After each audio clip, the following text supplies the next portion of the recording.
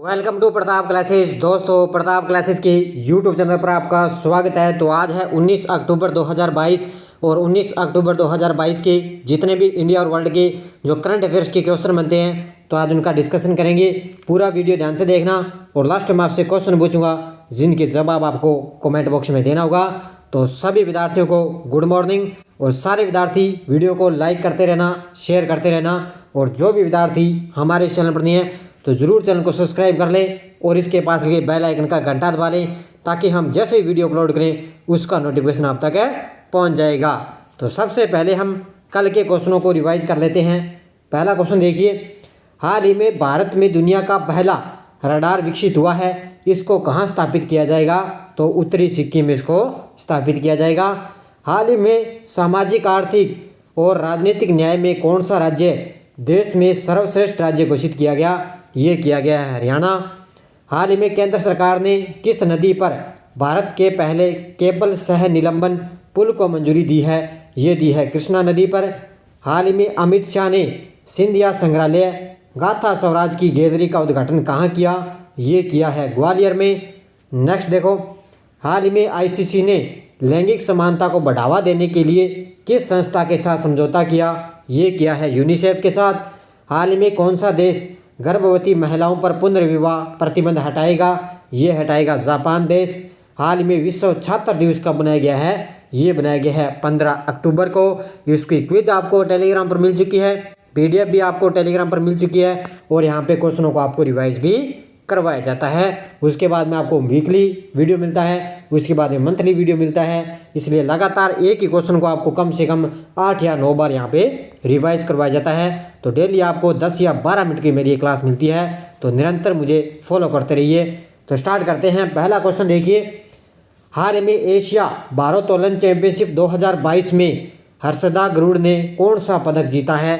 तो एशिया भारोत्तोलन चैंपियनशिप 2022 में हर्षदा गरुड़ ने कौन सा पदक जीता? इसने जीता है कांस्य पदक। कौन सा जीता है? कांस्य पदक जीता है। अब देखो पूरी बातें।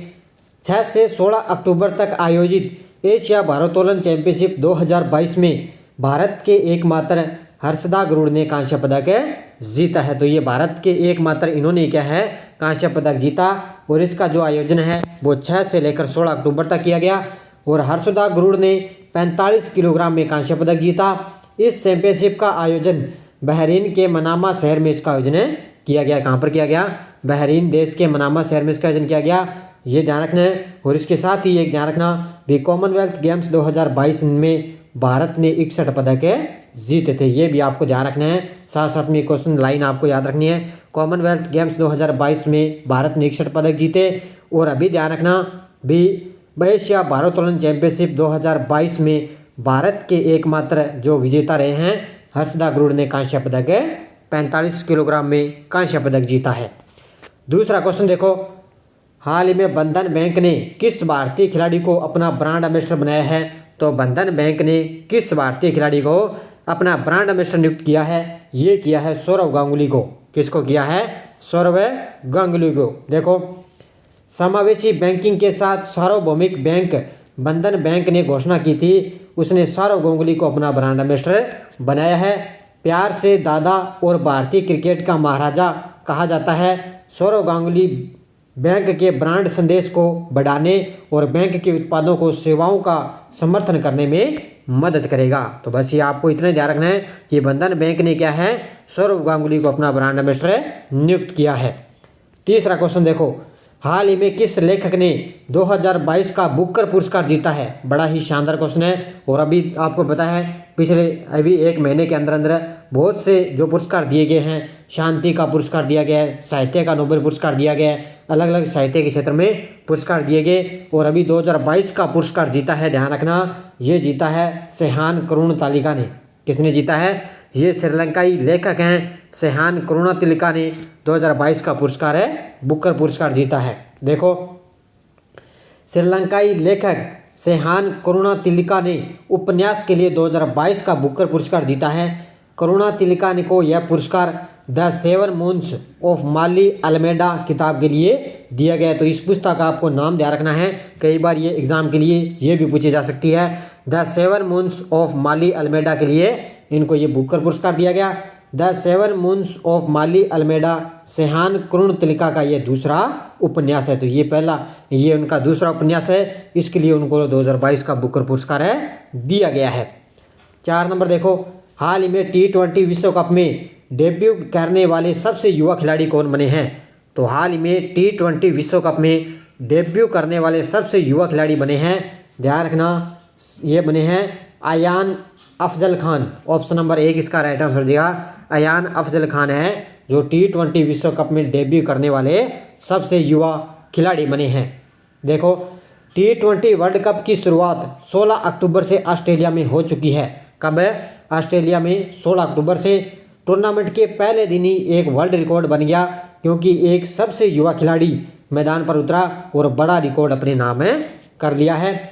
यूएई की टीम के ऑलराउंडर अयान अफजल खान ने जैसे ही नीदरलैंड के खिलाफ T20 वर्ल्ड कप 2022 के मैच खेलने में उतरे तो वे सबसे युवा खिलाड़ी T20 वर्ल्ड कप खेलने वाले बन गए हैं। तो इनका नाम ध्यान रखना, किस टीम के हैं? यूएई टीम के ऑलराउंड खिलाड़ी हैं। और अभी T20 की जो शुरुआत है वो ऑस्ट्रेलिया से 16 अक्टूबर से हो चुकी है।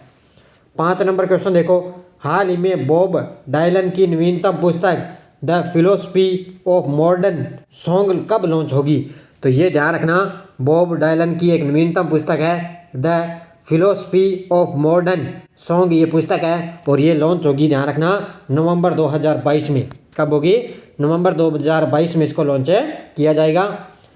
नोबेल पुरस्कार विजेता बॉब डोलन द्वारा लिखित और साइमन एंड शूस्टर द्वारा प्रकाशित the philosophy of modern song नामक एक नई पुस्तक है जो नवंबर 2022 में लॉन्च की जाएगी।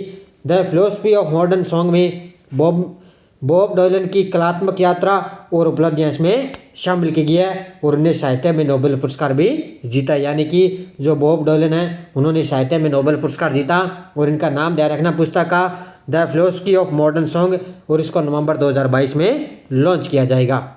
अगला क्वेश्चन देखो, हाल ही में विश्व खाद्य दिवस कब बनाया गया है? तो हाल ही में विश्व खाद्य दिवस बनाया गया है 16 अक्टूबर को। कब बनाया गया है? 16 अक्टूबर। देखो, मुख्य तथ्य, हर साल 16 अक्टूबर को विश्व खाद्य दिवस के रूप में बनाया जाता है, यानी कि वर्ल्ड फूड डे के रूप में बनाया जाता है। FO यानी वर्ल्ड फूड डे, यानी संयुक्त राष्ट्र के खाद्य और कृषि संस्थान की स्थापना 16 अक्टूबर 1945 में की गई थी, ये ध्यान रखना। इसी वजह से 16 अक्टूबर को विश्व खाद्य दिवस बनाया जाता है। और अब की बार इसकी मुख्य थीम क्या है? किसी को पीछे ना छोड़े, यह इसकी मुख्य थीम रही है। क्या है? किसी को भी पीछे ना छोड़े, इसकी मुख्य थीम है। और हर साल ये 16 अक्टूबर को बनाया जाता है। और ये ध्यान रखना, आपके लिए 2 लाइनें महत्वपूर्ण हैं।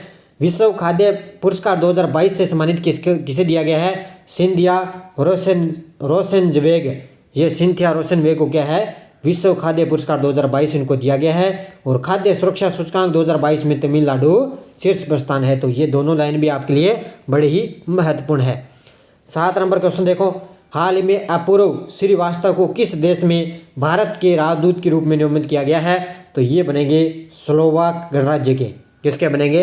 अपूर्व श्रीवास्तव को स्लोवाक गणराज्य में भारत के अगले राजदूत के रूप में नियुक्त किया गया है। देखो, भारतीय विदेश सेवा अपूर्व श्रीवास्तव को स्लोवाक गणराज्य में भारत के राजदूत के रूप में सेवा देने के लिए नियुक्त किया गया।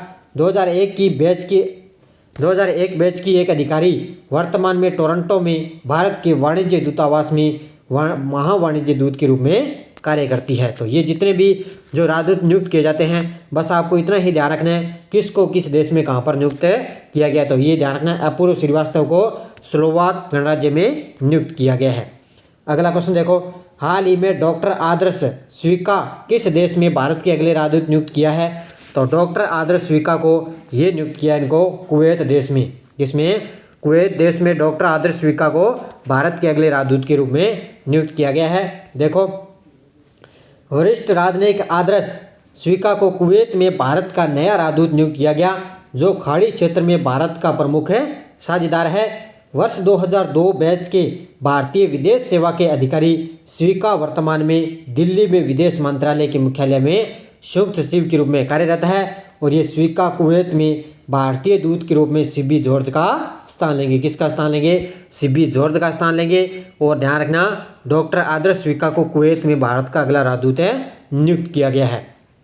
अब देखो पिछले वीडियो का क्वेश्चन है, हाल ही में असमानता कम करने में अब भारत वैश्विक स्तर पर कौन से स्थान पर पहुंच चुका है? तो ये पहुंच चुका है 123वें स्थान पर। सभी विद्यार्थियों ने बड़े शानदार जवाब दिए। सभी विद्यार्थियों को तहे दिल से हार्दिक शुभकामनाएं।